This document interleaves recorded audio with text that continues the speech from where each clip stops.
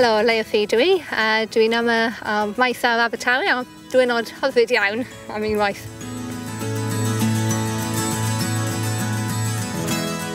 Dwi'n dod o Sbenfro yn y Raesiol, ond des i Abertawe i mynd i'r prifysgol a dwi'n just dwlu ar y lle, mae'n hyfryd.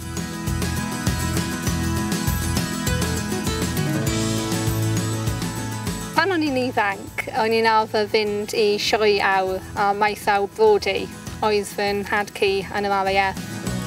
Fel oedolion wedyn ges i anreg penblwydd o gwrs hedfan a roedd hi'n just mor dda. Tua 8 mlynedd yn ôl nawr, dechreuais i hedfan a dwi wedi bod yn hedfan mas o maes awr Abertawe ers tua 6 mlynedd o hynny. I ddechrau, mae'n teimlo fel mae'n anodd iawn, ond mae pethau yn dod gyda'r amser. Siarad ar y radio, mae'n debyg i dysgu iaith arall. Pan ti'n dechrau defnyddio y radio yn yr awyren, mae'n just mor anodd. Ti ddim yn gallu deall dim byd, mae'n hollol fel iaith arall. Ond gyda'r amser mae'n dod a ti'n gallu clywed y cwrsau'n dy hun a gwybod beth mae'n un ddweud.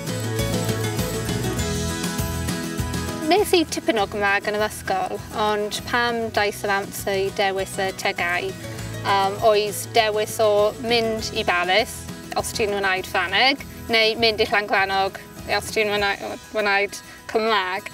A dwi wedi bod yn Llangrannog unwaith yn barod, a roedd hi'n sal iawn, a roedd yn bwrw glawd fo'i amser, felly dewysais i Ffrangeg. Dwi'n defnyddio Saesneg neu Welsh ar y wefan hefyd. Mae'n gweithio'n dda iawn gyda dosbarthiadau traddodiadol achos mae'n ffocws fawr gyda'r SSIW a just yn siarad a paid y poeni os mae camgymeriadau neu unrhyw beth fel yna. Mae'n ffordd mae iaith SSIW yn mwy naturiol na iaith dosbarth.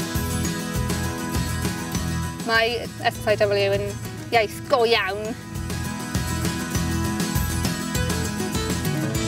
Ar ôl adael yr ysgol, dechreuais i gweithio yn y byd addysg.